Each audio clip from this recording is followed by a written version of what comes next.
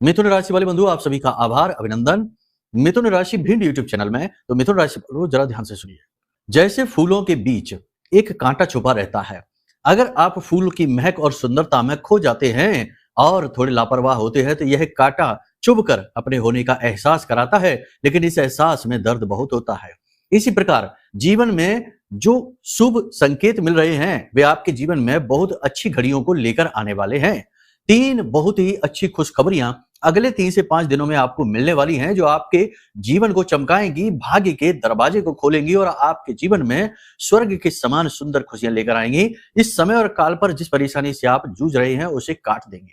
लेकिन इन सब के बीच एक बहुत ही नेगेटिव खबर, बहुत ही नकारात्मक खबर भी है, जो हो सकता है कि आपकी हर एक खुशी पर पानी फेर दे। बंधुओं, पॉजिटिव को जानो या ना जानो, लेकिन इस नेगेटिव खबर के बारे में अत्यंत आवश्यक है आपको जानना। कुछ ग्रह योगों की वजह से यह नकारात्मक स्थिति बन रही है, जो आपके जीवन को बर्बाद कर सकती है। भयंकर धोखा, भयंकर तंत्र मंत्र और नकारात्मकता की आग में आपको झोंक सकती है। आप चाहे माने या ना माने, लापरवाही आपको बहुत महंगी पड़ने वाली है। आपको इस कार्यक्रम को अंत तक देखना है। जो भी कुछ आपके जीवन काल में अगले 3 से 5 दिनों में घटित होने वाला है, अच्छा हो बुरा हो, सब कुछ हम इस कार्यक्रम में विस्तार से, विस्तृत तरीके से आपको समझाने वाले हैं। साथ ही साथ महामाई की कुछ दिव्य अनुभूतियों के बारे में भी आपको बताएंगे, समझाएंगे, जो महामाई ध्यान और साधना के समय और काल पर हमारे मन में डालती हैं। इनकी आपको जानकारी होना अत्यंत आवश्यक है, क्योंकि ये माई के संदेश हैं। तो 3 बड़े संदेश माई के हम आपको सुनाने वाले हैं, ये भी आपको देखना जानना अत्यंत आवश्यक है। कार्यक्रम बेहद ही महत्वपूर्ण है। अगर आज इस कार्यक्रम को इग्नोर कर दिया, तो हो सकता है कि आप बड़ी मुसीबत में फंस जाएं और उसके बाद फिर आप हमारी कही हुई बातों को याद करें कि अच्छा होता अगर हम गुरुजी की बात मान लेते। लेकिन आपने ऐसी गलती नहीं करनी है। कार्यक्रम को अंत तक देखना है, हर बात को समझना है। 5 बड़ी भविष्यवाणियां बताएंगे, जिनमें 3 शुभ घटनाएं और 1 अशुभ घटना और 1 सामान्य घटना रहेगी। इसके बारे में भी जानना आवश्यक है। साथ ही साथ कुछ जरूरी सलाह भी आपको देंगे, इनके बारे में भी जानना अत्यंत आवश्यक है। और एक बात तो निश्चित है कि जब आप इन चीजों के बारे में समझ जाएंगे, तो खुद ही अपने जीवन में आप ये निर्णय ले पाएंगे कि आपको क्या करना है, क्या नहीं करना है। इसी को मार्गदर्शन कहते हैं। जब आप यह मार्गदर्शन प्राप्त कर लेंगे, तो स्वयं ही अपने जीवन में काफी हद तक नियंत्रण हासिल कर लेंगे। कह सकते हैं कि एक जीपीएस की तरह आपको पूरा नक्शा, पूरा रोड मैप हम देने जा रहे हैं। कार्यक्रम को अंत तक जरूर देखें, क्योंकि आपके लिए ही तो हम मेहनत कर रहे हैं। महामाई की कृपा और संदेशों को आप तक पहुंचाने की कोशिश कर रहे हैं। आपको इसे देखना ही होगा। चलिए बंधु, उम्मीद करते हैं सारी बातें आप समझ रहे हैं। कार्यक्रम के अंत में आपको बताएंगे एक महाशक्तिशाली उपाय, जो अगले 3 से 5 दिनों तक आपको लगातार करना होगा, प्रतिदिन करना होगा, तभी आप इस निगेटिविटी को हटा पाएंगे। तो चलिए बंधु, महामाई को याद करते हुए कार्यक्रम की पवित्र शुरुआत करते हैं। कमेंट बॉक्स में पूरे भक्ति भाव के साथ लिख डालिए, जय मां भद्रकाली कृपा करो। महामाई निश्चित तौर पर आपके ऊपर कृपा कर चुकी है, जो इस कार्यक्रम के रूप में आपके पास तक पहुंचा है। कार्यक्रम में आगे बढ़ने से पहले आपको हम बता दें कि यदि आपके मन में माई के लिए भाव और गहरा है, तो ये भी अवश्य लिखना कि मैं भी माई के परिवार का हिस्सा हूं। माई के परिवार का हिस्सा बनना आपके लिए सौभाग्य की बात है, हमारे लिए भी है, सबके लिए है। और यह सौभाग्य स्वयं चलकर आपके पास आया है, यह और भी बड़ा सौभाग्य है। तो इसे यूं ही नहीं ठुकराना, थोड़ी सी मेहनत है। लिख डालिए कि मैं भी माई के परिवार का हिस्सा हूं। चलिए बंधुओं, अब अपने मूल विषय को शुरू करते हैं। बात करते हैं 5 बड़ी भविष्यवाणियों की। जय माई की। बंधुओं, ज्योतिष और तंत्र विद्या के क्षेत्र में आचार्य अमित एक जाना माना नाम है। पूज्य गुरुदेव के साधनाओं और ज्योतिष विद्या के अनुभव बेहद दिव्य है। जी हाँ, पूज्य गुरुदेव ने जिसकी भी कुंडली का विश्लेषण किया और कुंडली के अनुसार उसे सटीक उपाय व महामाई माँ बगलामुखी की विशेष कृपा दी, उसके जीवन में सकारात्मक बदलाव तो आए ही है। फिर चाहे समस्या कितनी ही कठिन क्यों न हो, समाधान तो अवश्य हुआ है। अब ऐसे में यदि आप भी अपने जीवन की किसी बड़ी समस्या से जूझ रहे हैं, जैसे कि कर्जा बढ़ता ही जा रहा है, काम धंधा और व्यापार सब रुक चुका है, रिश्ते नातों में तनाव हद से ज्यादा बढ़ गया है, पूरा जीवन ही नकारात्मकताओं से भर गया है, तो ऐसे में यही सही समय है जब आप श्रेष्ठ गुरु से मार्गदर्शन प्राप्त करें और जीवन के अंधकार को समाप्त कर दिव्य प्रकाश की ओर कदम बढ़ाएं। वीडियो में दिए गए नंबरों पर तुरंत संपर्क करिए और अपनी कुंडली का विश्लेषण व समाधान पूज्य गुरुदेव के द्वारा करवा लीजिए। देर ना करें। आपके देवी देवताओं के आशीर्वाद से ये मौका खुद चलकर आपके पास आया है, इसे गंवाना नहीं है। अभी फोन करें और गुरुदेव से मार्गदर्शन प्राप्त करें। महामाई आपका कल्याण करें। धन्यवाद। तो सबसे पहले बात करते हैं 3 बड़ी भविष्यवाणियां, कुछ खबरियां। उसके बाद बताएंगे कि जो नेगेटिव खबरें हैं वो क्या है। सबसे पहले सूर्य शुक्र का मेल है, मंगल बुध का मेल है और गुरु जो है वो उच्च के हैं। ये सारी स्थितियां कहीं ना कहीं पॉजिटिविटी की ओर इशारा तो करती ही है। देव ग्रह हैं सूर्य देवता, जो कि शुक्र के साथ बैठ गए। शुक्र तो अच्छे ही है, हालांकि सूर्य के साथ मिलकर कुछ अन्य ग्रहों को ये खराब जरूर कर देते हैं, लेकिन फिलहाल सूर्य के साथ मिलकर खराब फल नहीं देते, ठीक ठाक ही फल देते हैं। तो इससे क्या होगा, धन का आगमन होगा, बुद्धि विवेक का जागरण होगा, मार्गदर्शन प्राप्त होगा, कहीं से भी आए, किसी भी प्रकार से आए, अगले 3 से 5 दिनों में आपके पास धन आएगा। अब कैसे आएगा, आपका ही धन आएगा, कोई अलग से कहीं से कुछ देकर नहीं जाएगा। जब भी हम कोई बात कहते हैं तो उसके बारे में कुतर्क करने से बेहतर है कि भाव को समझने का प्रयास करिए। गुरु जब कोई बात कहते हैं तो शब्दों को न पकड़कर गुरु के भाव को समझने की कोशिश करिए। कुछ लोग कहते हैं कि पैसा तो बरसा ही नहीं गुरुजी, आपने कह दिया पैसे की बारिश होगी। अरे तो यहाँ पर ये भी तो समझो कि ये तो हमने कह दिया, लेकिन ये भी तो कह रहे हैं कि आपका ही पैसा आपके पास आएगा।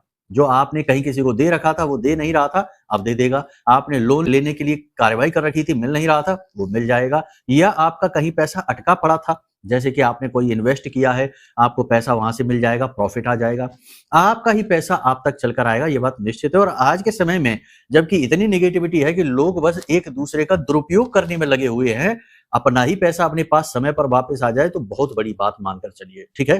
तो ये अच्छी खबर है जो आपके पास होने वाली है। दूसरा सबसे अच्छी बात कि आपको मानसिक शांति प्राप्त होगी। कहीं ना कहीं से कुछ ना कुछ ऐसा आपके जीवन में अनुभव आएगा, चाहे आपके रिश्ते नातों से हो, चाहे आपके दाम्पत्य जीवन में हो, चाहे आपके कार्यस्थल पर हो, चाहे आपके जीवन में किसी भी प्रकार का कोई ऐसा व्यक्ति आ जाए जो आपको मानसिक शांति दिलाएगा।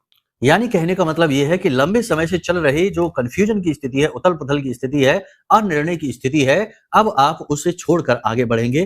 कोई एक व्यक्ति आपका सहयोगी बनकर आएगा जो आपका मार्गदर्शन करेगा, कॉन्फिडेंस बढ़ाएगा और आपको विपत्ति से बाहर निकलने का मार्ग दिखाएगा। जी हाँ, ये प्रबल योग है। ऐसी स्थिति भी बनती है जबकि कोई एक मार्गदर्शक है, गुरु उच्च के हैं, मार्गदर्शन अवश्य मिलेगा ही मिलेगा। तो इसके लिए आप तैयारी कर लो। इसी के साथ साथ आपको सुरक्षा की भावना भी जागृत होगी। कहीं ना कहीं आपके मन में जो लंबे समय से अनजाना डर भय चला आ रहा है, कुछ गलत ना हो जाए, कुछ अनिष्ट ना हो जाए, भविष्य को लेकर नकारात्मक बातें मन में चल रही हैं, उन सब से मुक्ति प्राप्त होगी। कहीं ना कहीं आपका आत्मविश्वास बढ़ेगा, कॉन्फिडेंस बढ़ेगा, आपके मन में सुरक्षा की भावना बढ़ेगी और हो सकता है कि कोई दिव्य शक्ति ही आपको कोई अनुभूति कराए, आपके पास होने का एहसास कराए सपने के माध्यम से, या फिर आप जब सो रहे हो ऐसी स्थिति में हो जिसमें हम तंद्रा की स्थिति कहते हैं। जैसे कि जब हम सोने जाते हैं तो सीधे हमें नींद नहीं आ जाती है।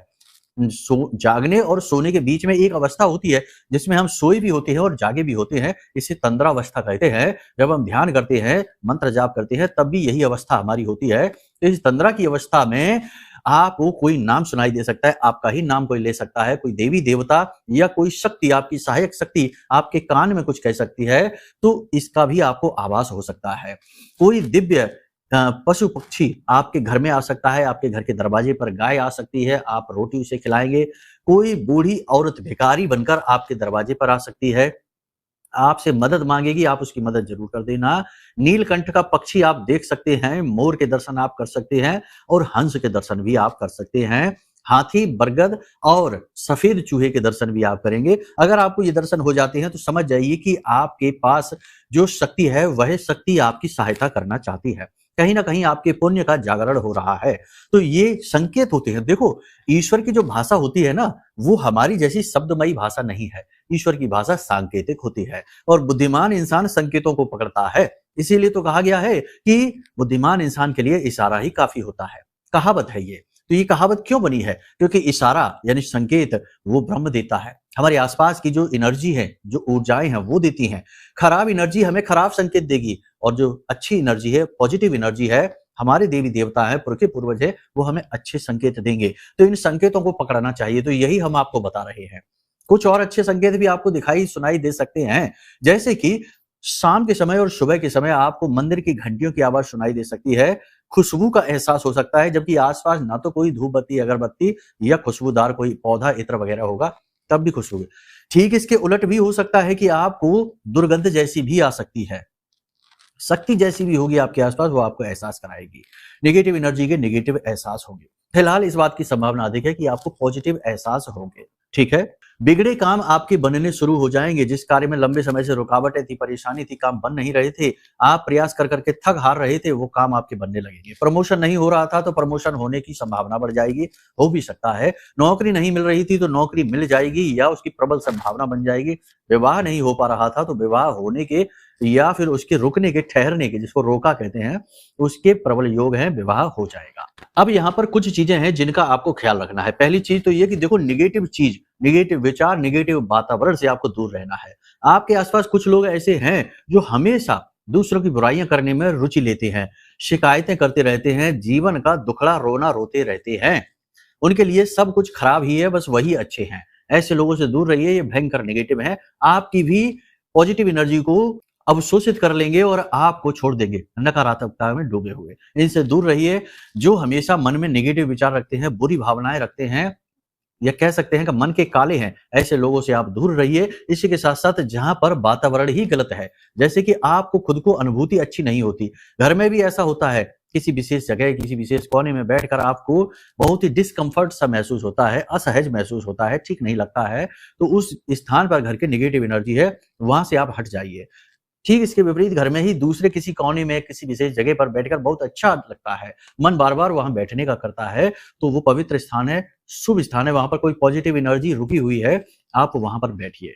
याद रखिए कि आपके घर में ही लगभग 45 देवी देवताओं का वास शास्त्रों में बताया जाता है, और ये तो एक मोटे तौर पर बताया गया आंकड़ा है। हम तो ये कहते हैं कि सभी देवी देवताओं का वास आपके घर में होता है, अलग अलग स्थानों पर। अब उनकी ऊर्जाएं जागृत है या सुप्त है, ये एक अलग बात है। ठीक है, तो आपको यही करना है कि नेगेटिव एनर्जी से दूर रहने की कोशिश करना है, ताकि आपका मन खराब ना हो जाए, आपकी एनर्जी नेगेटिव ना हो जाए, क्योंकि आप नकारात्मकता में डूबेंगे तो आपका अपना ही नुकसान होगा, आप स्वयं अपना नुकसान कराएंगे। ठीक है, दूसरा यह है कि छोटी छोटी बातों को दिल से आपको नहीं लगाना है। किसी के द्वारा कही गई कोई बात, या पुरानी पहली घटी हुई कोई घटना, या कुछ ऐसा आपके जीवन में हो रहा है, कोई आपके ऊपर तंत्र मंत्र कर रहा है, किसी प्रकार का आपको शक वहम है उसके ऊपर, कोई भी बात आपको सोचनी नहीं है। केवल ये सोचिए कि महामाई आपके साथ हैं, आपके आराध्य, आपके कुल देवता, आपके इष्ट, आपके भगवान आपके साथ हैं, और आप उनसे पूरे गहरे भाव के साथ जुड़े हुए हैं। केवल इस प्रकार से आपको विचार करना है, और कोई नेगेटिविटी आपको छू नहीं पाएगी। समय ये जो चल रहा है, इसमें आपको अपने आप को संभालना बेहद आवश्यक है। अपनी आध्यात्मिक उन्नति आपको करनी बहुत अधिक आवश्यक है। कैसे करेंगे ये आप? देखो, दिन की शुरुआत है ना, इसी को बड़े पवित्र भाव के साथ करिए। जब भी आप सोकर जागें, ये तो हमेशा के लिए बताया गया रूटीन है, फिलहाल इन दिनों में आप इसे जरूर चालू करिए। जब भी आप सोकर जागें तो सीधे बिस्तर को त्याग ना दें, या सीधे मोबाइल फोन ना उठा लें, या सीधे दिन की प्लानिंग ना करने लग जाएं कि किससे क्या कहना है, क्या करना है। बिल्कुल खाली रहिए और अपने बिस्तर पर ही पालथी मारकर बैठ जाइए, सुखासन में बैठ जाइए, आंखें बंद करके, और अपने आप को शांत रखने की कोशिश करिए। कोई भी विचार अपने मन में ना लेकर आइए। 10 से 15 मिनट इसी प्रकार से बैठे रहिए। और इसी के साथ साथ हम आपको बता दें कि रीढ़ की हड्डी को सीधे अवश्य रखना, मन को एकाग्र शांत अवश्य रखना, और मन में यह भाव लेकर आना कि ये जो बाहर दिख रहा है, ये तो सिर्फ आपका चोला है, आपका वस्त्र है, अंदर इसके जो बैठा है वह तो वही ब्रह्म है, उसी का एक अंश है, उसी बड़े दीपक से जला हुआ छोटा दीपक है जो जीव आपके अंदर बैठा हुआ है। इसका मतलब यह हुआ कि आप स्वयं उसी का एक भाग हैं, यानी वही हैं। यानी कि उस ईश्वर से, उस परम तत्व से, उस ब्रह्म से अपने जुड़ने का एहसास करिए। ये मत सोचिए कि छोटी छोटी समस्याएं जीवन में हैं, नौकरी नहीं है, कलेश है, तनाव है, पैसा नहीं है, और रोग है, शोक है, दोष है, ये सब माया है। आप ये क्रिया करिए कि अपने उस परम तत्व से जुड़ाव, यानी उससे कनेक्शन को बिल्ड करने की कोशिश करिए, बनाने की कोशिश करिए। आप ये भाव रखिए कि आप तो स्वयं उसी ब्रह्म का हिस्सा हैं, यानी एक नजर में देखा जाए तो वह ब्रह्म आपके पिता हैं और आप उनके पुत्र पुत्रियां हैं। या ये कह सकते हैं कि अहम ब्रह्मास्मि, जो भाव बहुत बड़ा है, साधकों का भाव है, बड़े ही गहरी साधनाओं से उत्पन्न होता है, लेकिन यह भाव भी तो यही कहता है कि मैं ही तो ब्रह्म हूं। यानी ये जो जीव है, आत्मा है, यह उस परमात्मा का ही तो अंश है। तो उस परमात्मा, उस ब्रह्म से अपने संबंध को जोड़ने की कोशिश करिए। गहरी शांति का अनुभव करिए, गहरी गहरी सांसें लीजिए, नाभि तक सांस लीजिए, अधूरी सांस नहीं, गहरी गहरी 10 से 12 सांसें लीजिए, और एकदम से कोई चर्चाएं शुरू मत कर दीजिए। सुबह के समय आधे घंटे के लिए कम से कम मौन रहिए। इससे क्या होगा? इससे ये होगा कि आपकी जो पॉजिटिव एनर्जी है, यानी आपकी सकारात्मकता है, वह प्रबल होगी। और जब सकारात्मकता प्रबल होती है तो छोटी छोटी चीजें प्रभावित करना बंद कर देती हैं। किसी ने कुछ कह दिया, कोई फर्क नहीं पड़ेगा। जीवन में कुछ छोटी मोटी घटनाएं पॉजिटिव नेगेटिव घट रही हैं, कोई फर्क नहीं पड़ेगा। आप सम होना सीख जाएंगे। आप ये जानेंगे कि ये सब कुछ तो माया का ही रूप है। अच्छा बुरा, सुंदर असुंदर, काला गोरा, सब कुछ जो है ये सब हमारा भ्रम है, हमारी इंद्रियों के द्वारा उत्पन्न की गई स्थितियां हैं। लेकिन असली स्थिति ये है कि आप केवल इस संसार के अनुभव लेने के लिए अवतरित हुए हैं, उसी ब्रह्म का आप एक अंश हैं। कह सकते हैं कि वो परमात्मा है, वही आपके अंदर अवतरित हुई है जीवन के अनुभव लेने के लिए, तो उसे अनुभव दीजिए, हर प्रकार का अनुभव दीजिए। ये जब आपके अंदर भाव उत्पन्न होते हैं तो ये वैराग्य है, यही संतत्व है, यह विरक्ति है। माया में रहकर माया से निकलने का मार्ग माया में रहकर ही मिलेगा। आप ये ना सोचिए कि जंगल में भाग जाएंगे तो हम संत बन जाएंगे, नहीं। आप इन्हीं कपड़ों में, इन्हीं स्थिति में, इन्हीं परिस्थितियों में संतत्व अपने अंदर जागृत कर सकते हैं। ठीक है, तो इस तरह की भावनाएं जब हम लेकर आते हैं तो इसे कहते हैं मैच्योर थिंकिंग, जो कि इंसान सम होना सीख जाता है, प्रभावित नहीं होता है, छोटी-छोटी चीजों से दुखी रोता नहीं है, परेशान नहीं होता है। तो जब ये स्थिति उसके अंदर जागृत होने लगती है तो वह चीजों को हैंडल करना सीखता है। उसकी पॉजिटिव एनर्जी इतनी मजबूत हो जाती है, इतनी ज्यादा पावरफुल हो जाती है कि फिर छोटे-छोटे तंत्र मंत्र टोने टोट के उसके ऊपर असर करना बंद कर देती है। नजर लगनी बंद हो जाती है। वह खुद भी इतना गंभीर हो जाता है कि वह चीजों के महत्व को समझने लगता है। तो ये सारे भाव आपको, और भी बहुत कुछ है कहने को, तो दिन भर इसी विषय पर बोला जा सकता है और आपको सुनने में भी रस आएगा और हमें बोलने में भी आनंद आएगा, लेकिन वीडियो में समय की सीमाएं होती है। खैर, यहां तक आपने समझ लिया। अब एक बात ध्यान से समझ लो, ये हम आपको सलाह दे रहे हैं, आपके गुरु, आपके भाई, आपके रिश्तेदार होने के नाते दे रहे हैं, क्योंकि महामाई ने हमें यही पद दिया है आपके लिए। ठीक है, तो ध्यान से सुनो। जब भी सूर्य और शुक्र कुंडली में मिलते हैं, राहु बद यानी खराब हो जाता है, बहुत ही बुरे फल देने वाला होता है। और राहु क्या करेगा? राहु बुरे फल देगा। तो राहु के 3-4 काम हैं, क्योंकि वह दुष्ट है, वह राक्षस है। ठीक है, तो वह क्या करेगा? वह 3-4 तरीके की घटनाएं कराएगा। पहला, किसी प्रकार का धोखा, आपके साथ किसी प्रकार का अचानक से धोखा हो सकता है। तो यहां पर आपको क्या करना है? अपने आप को और अलर्ट रखना है, जागरूक रखना है। तो देखो, सुबह से जब आप अपने आप को व्यवस्थित करेंगे तो दिन भर आप व्यवस्थित रहेंगे। और एक चीज याद रखना कि धोखा, जो भी घात, जो भी कहते हैं ना कि किसी के साथ में छल हो गया, ये केवल तभी होता है जब हम लापरवाह हो जाते हैं। और लापरवाह हम कब होते हैं? जब हम किसी पर भरोसा करने लगते हैं, बहुत ज्यादा भरोसा करने लगते हैं। और भरोसा हम करते हैं बिना सोचे समझे। लेकिन अगर हम अलर्ट हैं, जागरूक हैं, तो हम भरोसा करने से पहले थोड़ा-सा मन में शक रखेंगे, 1% ही सही, और सोचेंगे, और वहीं आप बच जाएँगे। तो आप कोई भी पेपर साइन करें, कोई भी डील करें, किसी से कोई किसी समझौता करे, कोई रिश्ता करें, कुछ भी करें, थोड़ा-सा अलर्ट रहिए और ज़्यादा खोजबीन करिए, ठीक है? राहु है, धोखा करा सकता है। दूसरा, दुर्घटना, वाहन आदि संभल कर चलाना है, कीमती सामान अपने पास संभाल कर रखना है, किसी को देना नहीं है, लापरवाही नहीं करना है। इलेक्ट्रॉनिक सामान जल्दी से खराब होंगे, खो जाएँगे, टूट जाएँगे, संभाल कर रखने हैं। आभूषण, महँगे आभूषण खो सकते हैं, सोने-चांदी के सामान हैं, खो सकते हैं, थोड़ा संभाल कर रखना है। ठीक है ना? तीसरा, आपका स्वास्थ्य। तो देखो, 2-3 तरीके की समस्याएँ हैं जो आपको हो सकती हैं। पेट में आंतों से जुड़े हुए, यानी पेट में कोई इन्फेक्शन, गैस्ट्रिक, गैस की समस्या और अपच, यानी कि बहुत ज़्यादा समस्या हो सकती है, हॉस्पिटल तक आप जा सकते हैं। दूसरा, अचानक से शरीर में चोट लग सकती है, किसी भी भाग में, खास तौर से शरीर के पृष्ठ भाग में और शरीर के गर्दन से ऊपर के भाग में चोट लग सकती है, तो थोड़ा-सा संभाल के रखना है, बचा कर रखना है, झुक कर चलना है, कहीं सिर ना टकरा जाए, सिर फूट जाएगा, खून निकल आएगा, ठीक है? तो बचकर रहना है, ठीक है ना? अपने आप को बचा कर रखिए, वाहन संभल कर चलाइए, अपनी सुरक्षा करिए और अपने अपनों की भी सुरक्षा करिए, जो आपसे बहुत प्रेम करते हैं, आपके लिए जी रहे हैं, इनके लिए आप इनकी भी सुरक्षा करिए, ज़िम्मेदारी लेकर चलना है आपको, ठीक है? वैसे तो आप सब कर रहे हैं, हम जानते हैं, लेकिन हमारा काम है कि हम आपको ये चीज़ें बताते रहें। कह देने से, बता देने से लोग ज़्यादा जागरूक हो जाते हैं, सतर्क हो जाते हैं, ठीक है ना?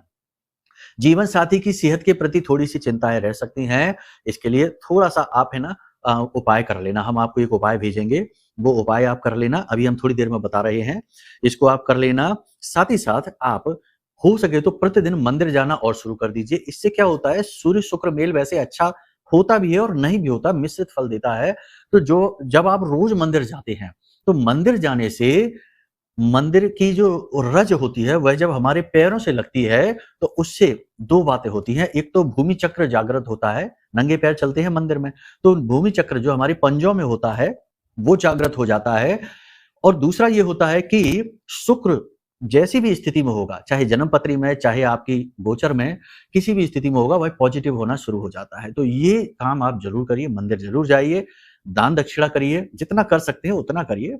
और सबसे बड़ी बात कि गाय को रोटी ज़रूर खिला दीजिए, ठीक है ना? ये काम आप जरूर कर लीजिए, इनसे आपकी बहुत बड़ी सुरक्षा हो जाएगी, राहु के फल कम हो जाएंगे। एक और बड़ी बात है, रामायण की कोई एक चौपाई पढ़ लीजिए, 2-4 चौपाइयां पढ़ लीजिए, या फिर आप चाहें तो श्रीमद् भागवतम के कुछ श्लोक पढ़ लीजिए। सच्चिदानंद रूपाय विश्वोत्पत्त्यादि हेतवे तापत्रय विनाशाय श्री कृष्णाय वयम नमः, ऐसा ये तो चलते फिरते श्लोक हैं, इनको आप पढ़ लीजिए। इनसे क्या होता है कि हमारा जो है ना गुरु कुंडली में कैसा भी हो वो बहुत शक्तिशाली हो जाता है। और ऐसा कहते हैं ज्योतिष में कि गुरु एक ऐसा ग्रह है जो सभी ग्रहों के दोषों को शांत कर देता है, क्योंकि वो गुरु है, देवताओं का भी गुरु है, ग्रह नक्षत्रों का भी गुरु है।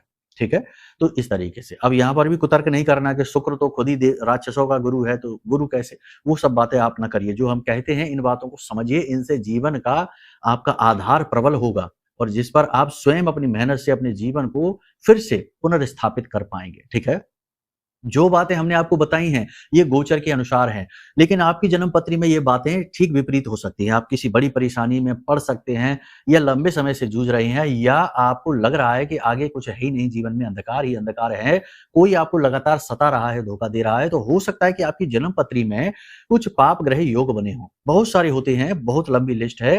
तो किसी पाप ग्रह योग की वजह से हो सकता है कि किसी और के कर्मों का दंड आप भुगत रहे हो। शापित दोष होता है, जैसे पितृ दोष होता है, तो आपकी कोई गलती नहीं, तब भी आप सजा भुगतते हैं, दंड भुगतते हैं। तो इसके लिए आप अपनी कुंडली का आकलन करा लीजिए, नंबर वीडियो में दिया गया है।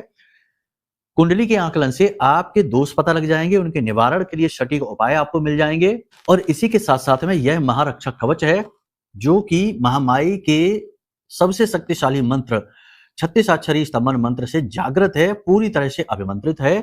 इस महारक्षक कवच को भी आप जरूर मंगा लीजिए, यह आपका उद्धार कर देगा कैसी भी निगेटिविटी हो, क्योंकि जीवन में अगर दुख है तो कहीं ना कहीं निगेटिविटी ने तो आपको घेरा ही है।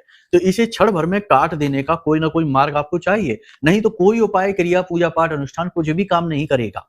यही तो होता है कि आप कहते हैं कि हम सब कुछ करते हैं तब भी कोई फल नहीं मिलता गुरुजी, तो ये इसीलिए है। तो आपको क्या करना है कि ये महारक्षक कवच भी मंगाना है, कुंडली भी करानी है। इसको पहुंचते ही इसकी जो विशेष क्रियाएं हैं वो आप चालू करेंगे और कवच धारण करेंगे, फिर आप कुंडली का आकलन करे हुए जो उपाय देंगे हम वो आप करेंगे। तो दोनों जब मिलकर कार्य करेंगे तो आपके जीवन में अचानक से ग्रोथ आएगी। 10 से 15 दिनों में ही आप बड़ा अद्भुत परिवर्तन अपने जीवन में महसूस करना शुरू कर देंगे। तो ये 2 काम आप जरूर कर लीजिए, इससे आपका ही भला हो जाएगा। ठीक है, छोटी छोटी दक्षिणाओं के साथ ये काम होते हैं। वीडियो में नंबर है, नंबरों पर फोन करके आप सारी जानकारी ले सकते हैं। अब बात करते हैं उपाय की। तो देखो, सबसे बड़ा उपाय है जो हम आपको पहले ही बता चुके कि मंदिर आप जरूर जाइए। दूसरा ये है कि जब भी कोई पवित्र चिन्ह आपको, जो हमने वीडियो में बताया है पीछे, कि कोई पवित्र संकेत आपको मिल जाए, एक ही संकेत मिल जाए, जरूरी नहीं कि सारे मिले। नीलकंठ के आपने दर्शन कर लिए, कहीं भी करें, फोटो में करें, टीवी में करें, मोबाइल में करें, खुद से ढूंढ के नहीं करना है, स्वयं होंगे। तो कोई शुभ संकेत आपको मिल जाए, जो हमने आपको 4-5 संकेत बताए हैं, तो उस शुभ संकेत को मिलते ही तुरंत आपको क्या करना है कि एक सफेद रंग का कपड़ा लेना है, कोई रूमाल आप ले सकते हैं, और उसमें बतासे भरने हैं और 1-2 सिक्के डाल देने हैं। ठीक है, सिक्के चलने वाले जो होते हैं ना, वैसे खोटा सिक्का नहीं, सिक्के डाल देने हैं। और इसकी पोटली बनानी है सफेद रंग के धागे से ही, और इसे अपने सिर से सीधा उसारना है 7 बार, उल्टा नहीं, सीधा सीधा उसारना है 7 बार, और इसे बहते हुए जल में प्रवाहित कर देना है, इस पोटली को।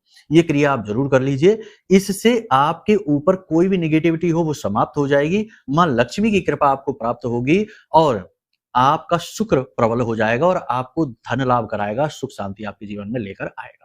ठीक है, तो इन सारे कार्यों को समझ लिया आपने, इन्हें अपने जीवन में उतारिए। माई ने चाहा तो सब कुछ देखते देखते ही बदल जाएगा। बाकी आप कुंडली आकलन तो करा ही लो, ये तो बहुत महत्वपूर्ण कार्य है, बड़ी सलाह है, इसे तो मान ही लेना। ठीक है, चलिए बंधुओं, कार्यक्रम को यही विराम देते हैं। माई के प्रति अपना भाव जरूर बनाकर रखिए और सदा पॉजिटिव रहिए। सुख दुख जो भी है वे सब माया के भ्रम हैं, असली तो आनंद है जो उस ईश्वर की याद, उसकी खोज और उसकी उपलब्धि में है। ठीक है, तो बस इसी भाव के साथ प्रेम से बोलिए, जय माई की, जय मां बगलामुखी। हमारे प्रिय और परम पूज्य आचार्य जी ने अपनी साधनाओं के अनुभवों पर आधारित शक्तिशाली उपाय और क्रियाओं के माध्यम से हजारों लोगों के जीवन को पूरी तरह से बदला है। आचार्य जी के द्वारा बताया गया हर एक उपाय इतना सटीक और कारगर होता है कि जो भी इसे पूरे भाव के साथ कर लेता है, उसे साक्षात महामाई की कृपा और आशीर्वाद प्राप्त हो जाती है। इसलिए निसंकोच इन उपायों को पूरे भाव के साथ करिए, आपका कल्याण होगा। जय माई की।